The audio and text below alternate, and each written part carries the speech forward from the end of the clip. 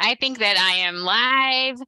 This week, I want to talk about foods that protect our hormones, herbs and foods that are great for balancing hormones. I also had a question this week about blood pressure, so I'll talk about that too in a minute, and any other questions that pop up. So this is for you. This is my weekly Q&A, and so I want to make sure I provide valuable information.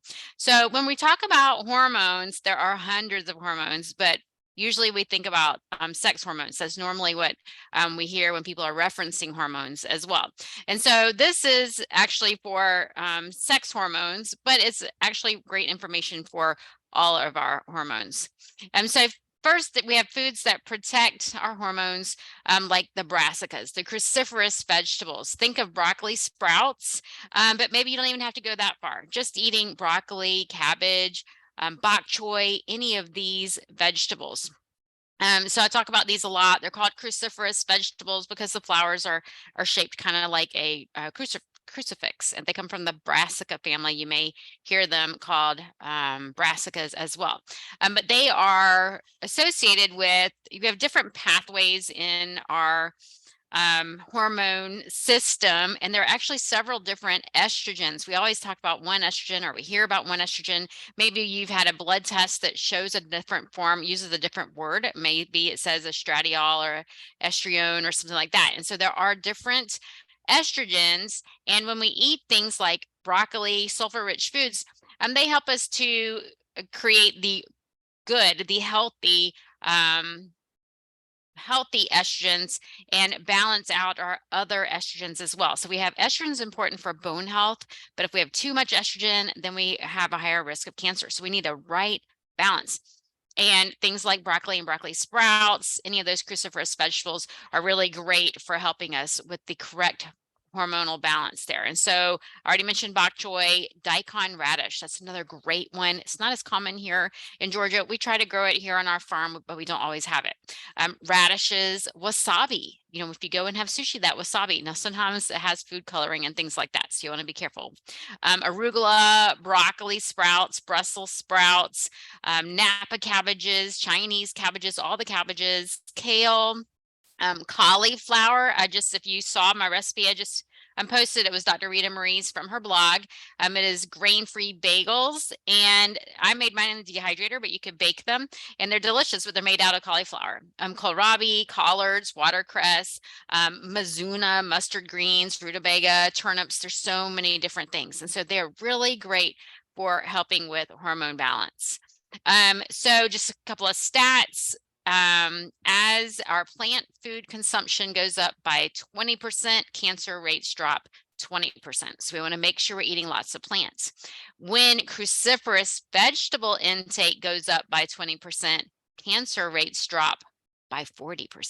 That's huge. So make sure you're eating cruciferous vegetables every day. I just posted a picture on my personal Facebook group. When I don't have time to do my chopping, then I will buy the pre-made broccoli slaw mix, because it's got chopped broccoli, it's got cabbage, it's got carrots, and then I also buy the regular slaw mix, which is also cabbage and carrots, and put them together. That way I have some different textures and flavors, throw in some spring mix, and I have a delicious salad. So you want to make sure that you're adding cruciferous vegetables in as often as you can to help with hormone balancing. So some other things that can help with hormone balancing. Well, number one, with the cruciferous vegetables, it also helps with the estrogen balancing. It also has sulforaphane, which helps with detoxification, which helps us process estrogens so that they don't build up. But there are two other foods that I would like to mention, and one is soy. Soy gets a bad rap. I've talked about this several times on here. It was a very misled study. Several studies that come out showing that soy, unless you are allergic to it, it is one of the popular allergens. And so just make sure you're not sensitive to it. You can eliminate soy for a few days. If you've never had it, then you don't need to eliminate it. And then test it, drink some soy milk, have some soy yogurt, have some fermented soy. I'll talk about some healthy soy choices in a minute to see if you have a reaction to soy. And if you don't, then it's great. It's very healthy. It's very high in isoflavones. When we talk about estrogen, people worry about having foods. That's what the concern was. And the cancer, they said that soy promotes cancer, and it's not true. Soy is a plant estrogen. We are mammalian. And so we want to make sure that when we do eat the plant estrogens, they are like the key. They get in the receptors and they prevent other estrogens from getting in. The plant-based estrogens don't turn the key and go in. And so it just keeps other estrogens from going in. So we prevent estrogen dominance and getting too much estrogen. So things that help with that are flax seeds and soybeans. But you want whole soy. You don't want anything that says isolated soy, soy oils or anything like that. We want organic, because soy is one of the things that is most often grown genetically modified and sprayed. So make sure you always buy it as an organic product. And when we look at countries that eat high soy diets, they have the lowest rates of cancer until recently when they started eating the Western diet. Some people are worried about goitrogens and the thyroid, but you would have to eat or drink. If you juiced a lot of cruciferous vegetables every day, just lots and lots of cruciferous vegetables. I can't remember, but it's more than I could possibly have. Then you're going to start having thyroid problems. And so just don't overdo it. So when you're looking for soy, look for things like tempeh. Read the ingredients. Sometimes they do add fillers. I have not found one that I can have with my allergies, but I would love to have a tempeh. I used to eat it, and then I realized it had something in it. I can't remember what was in it that I had to stop eating it. Miso, that is it's like a paste. A lot of people put it in dressings. Some people will even coat tofu with it and bake it to give it an umami flavor. You can make miso soup. Natto is something that isn't very popular here in the States. Actually, it's not even popular in Japan. Everybody eats it because it's good for them, not because it tastes good. But I'm going to experiment with it. I bought everything to make it. I just haven't made it yet. Now, soy sauce usually contains wheat. So when you buy soy sauce, make sure you read the ingredients. You want an organic one that doesn't have extra ingredients in it. So definitely make sure you know what is in your soy sauce if you use soy sauce. So those are some good, and soybeans. I buy organic soybeans dry, and I soak them and I cook them, make soy milk and things like that. And so incorporating soy can be good for you if it's not an allergen for you. So check it. Dairy. So dairy is not hormone balancing. Women who consume dairy have higher harmful estrogen, the estrogen that promotes cancer. Now, I was a huge dairy drinker the first 44 years of my life. My husband would buy 2 gallons of milk just for me every single week. I was huge on drinking milk. He probably had 2 pounds of cheese every week. I drank all the milk. So I have 44 years of damage to undo, right? So cow estrogens increase the risk of estrogen-related cancers. Cow estrogens are mammalian. And so we want to be eliminating dairy, especially when you're concerned about hormone health. You've got to let it go. If you already have a hormone condition that's related to your sex hormones, then right now eliminate it. Dairy is not your friend. Dairy is inflammatory, harmful, is creating harmful things for you. Dairy is high in insulin growth factor, which increases tumor growth. If you already have an hormonal imbalance, you're increasing tumor growth. We all have cancers in us, but our body is able to handle it. But if you have an inflammation, you have something going on, you're promoting tumor growth. We don't want that. Get rid of the dairy. Natural estrogens are up to 100,000 times more potent than their environmental counterparts, such as estrogen-like compounds and pesticides. There are natural estrogens in the dairy. You don't want those. And dairy accounts for 60 to 80% of estrogens consumed in the American diet. Yikes. And so dairy includes butter, it includes eggs, it includes milk and cheese. Those are not dairy. We can count them as dairy in the grocery store, but they're all related to hormone related cancers. And so you want to eliminate those if you're concerned about hormone related cancers. And breast cancer is strongly linked to the consumption of milk and cheese. Get rid of them. So lignans are what are found in flax seeds and sesame seeds, not lectins, that crazy thing you hear on those commercials. Lignans are in flax seeds and sesame seeds, and they are a phytoestrogen like the soy, but they inhibit estrogen positive breast cancer cell proliferation. So for people who've been diagnosed with breast cancer, they know about positive and negative cancer cells. We want to consume ground flax and sesame seeds to help boost minerals and calcium and our healthy fats, but also to help to prevent estrogen dominance and other hormone conditions like that. Lignans are also in pumpkin seeds. That's my favorite. They're also very high in zinc. Soybeans, broccoli, beans, and berries. So broccoli, again, we want to include that as much as we can. So we want to make sure that we're taking in these foods.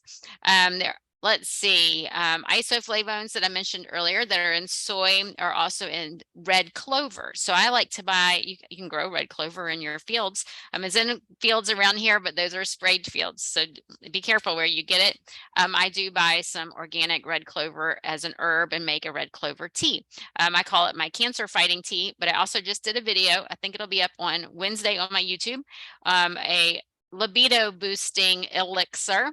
And it includes red clover because it also helps with hot flashes and things like that. So isoflavones are also in alfalfa sprouts and even chickpeas and black cohosh. A lot of people do like to use black cohosh when they have menopausal symptoms. Gluten creates inflammation in the gut. And if you're already inflamed, you already have stress going on, then that is just going to keep increasing damage in the gut. Then that can lead to thyroid conditions as well. And so we want to eliminate any gluten. So let me switch pages here, my notes. So if we're talking about hormone imbalance, there are some herbs that can definitely help with that. One is Dong Quai, and I bought some a year or so ago and I couldn't remember why, but it's also called female ginseng, and ginseng is an adaptogen that helps our body to adapt to changing conditions, which is great for anyone going through any sort of change.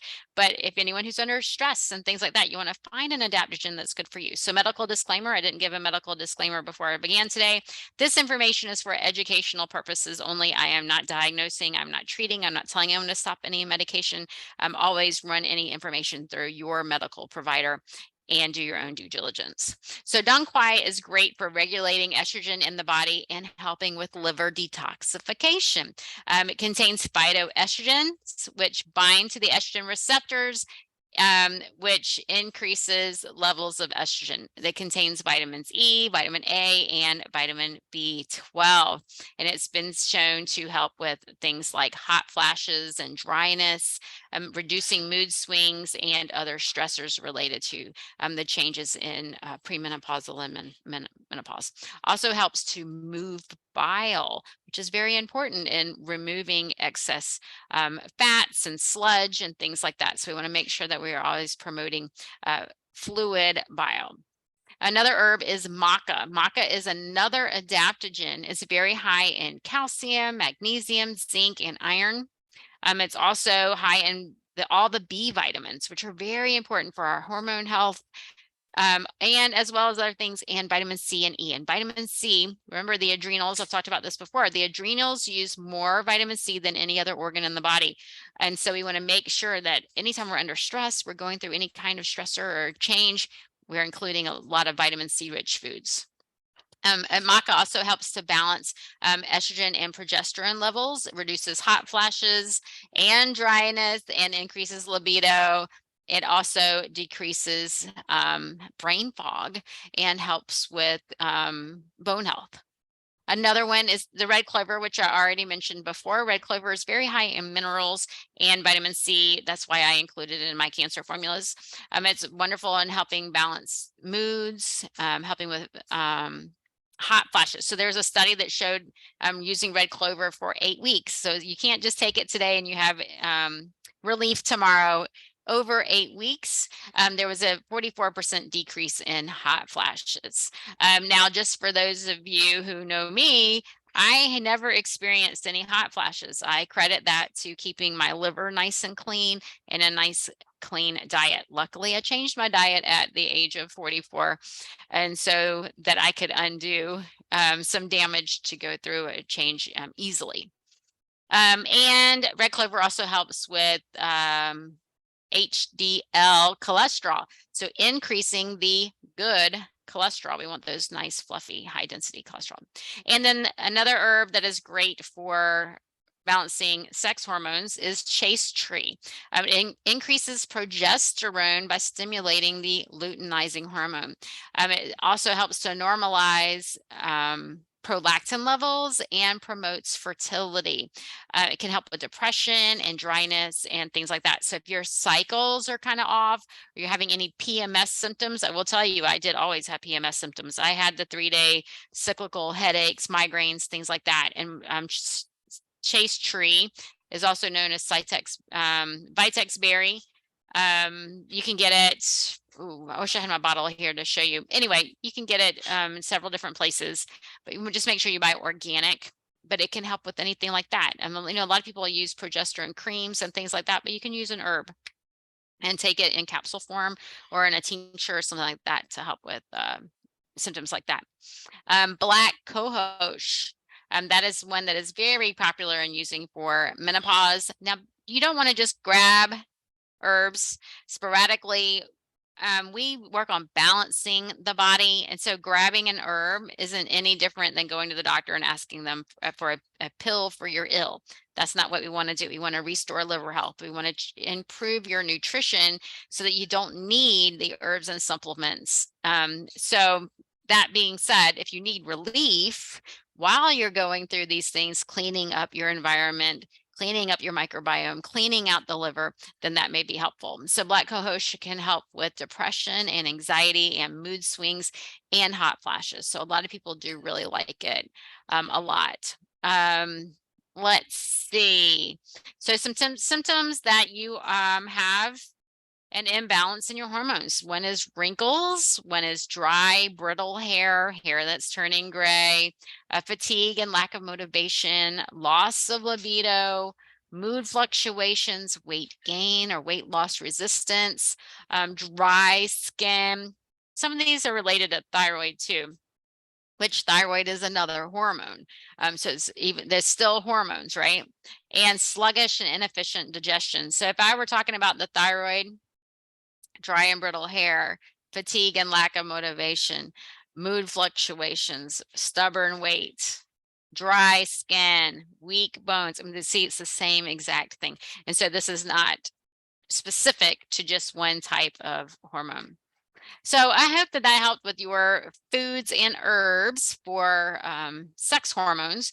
I also wanted to talk about blood pressure. Yes, someone asked me, they said the doctor wanted to put them on some blood pressure and they want to know more about that. Well, blood pressure can be related to so many things. It can be related to your diet. It can be related to your stress levels. It can be related to your environment. There are just so many things. So, and I don't have a personal relationship with you to know what is causing yours, but we'll go back to the adrenals. When you are under a lot of stress, it could be because you're eating the wrong types of foods, inflammatory foods. It could be that you're drinking alcohol, that's very inflammatory. It could be that you're smoking cigarettes, very, very inflammatory, lots of stress on the body. And then eating foods that you're sensitive to also causes stress. Add in work stress, family stress, stressors in your home. Maybe there's some mold in your home, things like that. All of those things can cause stress in the body. Whenever you have stress in the body, cortisol goes up. Remember, when you get scared, just think about it for a minute. When you get scared, your eyes get dilated, your heart races, your blood pressure goes up. Well, that can become chronic when we're when we're inflamed and when we're chronically inflamed. And so when we have any of these other stressors coming in. So if you have food, alcohol, smoking, chemicals, any of those things as well. So all of those can also lead to blood pressure. So I'm not sure exactly what your question was concerning blood pressure. You can always ask more specific questions and hopefully I can help you better with that. Anyway, I'll check and see if there are any other questions. If you're just joining me, I was talking about sex hormones and foods and herbs that can help with sex hormones. Let me know if you have any questions. I don't see anything new. I'm checking on my computer so I don't mess up the Facebook Live. But it looks like that's going to conclude our day. So if you have any questions, please post in the Facebook group or comment if you are watching on YouTube. I love to hear from you. Have a fabulous week.